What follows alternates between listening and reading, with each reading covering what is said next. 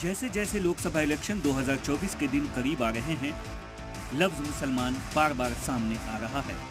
50 साल से ज्यादा अरसे तक मुल्क में कांग्रेस का इख्तिदार रहा है और मुसलमानों के वोट पर कांग्रेस की अजारादारी रही है, लेकिन मुसलमान आज भी हाशिए पर है तो दूसरी जानिब मुल्क की मौजूदा हुकूमत के निशाने पर भी है। आज़ादी के बाद हिंदुस्तानी मुसलमानों ने कांग्रेस पर अंधा यकीन किया। इसके बरक्स हिंदुओं की एक बड़ी तादाद के नज़दीक कांग्रेस एक हिंदू पार्टी थी। नेहरू और चंद मुसलमानों के अलावा इसके अक्सर कायदीन मुसलमानों की हर जायज़ बात की मुखालफत करते थे। दिलचस्प बात यह है कि अलीगढ़ मुस्लिम यूनिवर्सिटी के अक़लियती किरदार पर 1951 में पहला हमला पंडित जवाहरलाल नेहरू की वज़ारत उज़्मा, मौलाना आज़ाद की वज़ारत तालीम और डॉक्टर ज़ाकिर हुसैन की वाइस चांसलरशिप के दौरान ही हुआ था।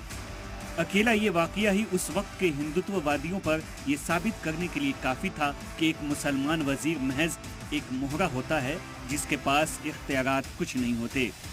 तकरीबन हर इंतखाब के वक्त इंदिरा गांधी ने मुसलमानों से मुस्लिम यूनिवर्सिटी का अक़लियती किरदार बहाल करने, उर्दू को उसकी हैसियत देने और मुसलमानों को रोज़गार के मौक़े फराहम करने का वादा किया, मगर इक़्तिदार में आने के बाद एक वादा भी वफा न हो सका।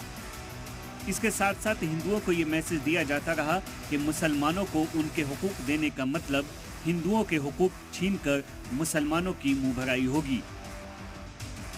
गुजरात और मुजफ्फरनगर से पहले तमाम फसादात कांग्रेस दौरे हुकूमत में ही हुए हैं, जिनमें पुलिस ने जुल्म बर्पा किए, मगर कोई एक मिसाल भी ऐसी मौजूद नहीं जिसमें किसी मुस्लिम वजीर या मेंबर पार्लियामेंट ने इस जुल्म के खिलाफ आवाज़ उठाने की जुर्रत की या इन जराइम में मुलव्विस किसी एक अफसर को कोई सज़ा दी गई हो।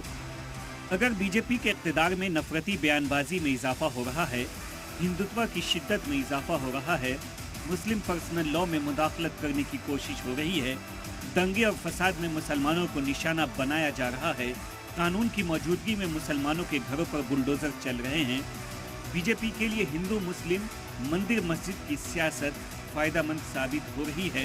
बीजेपी की नज़र में लव जिहाद, लाउड स्पीकर, अजान, नमाज, हिजाब, 3 तलाक और यूसीसी जैसे मुद्दे अहम हैं, जिसका फ़ायदा बीजेपी हर इलेक्शन में उठाती आ रही है।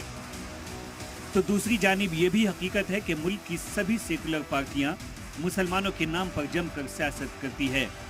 मुसलमानों के वोट के लिए बीजेपी का खौफ दिखाया जाता है, लेकिन बड़ी ही चालाकी से मुसलमानों के मसाइल पर खामोशी इख्तियार कर लेती है। आखिर क्या वजह है कि सेकुलर हुकूमतों में भी मुसलमान तालीमी, इक़्तिसादी और सियासी मैदान में पीछे है? आखिर क्या वजह है कि हिंदुस्तान में मुसलमानों के AMU और जामिया मिलिया इस्लामिया के बाद इस मेयार का तीसरा कोई तालीमी इदारा नहीं बन सका? आखिर क्या वजह है कि मुस्लिम इलाकों में स्कूल नहीं है, हॉस्पिटल नहीं है, बैंक नहीं है?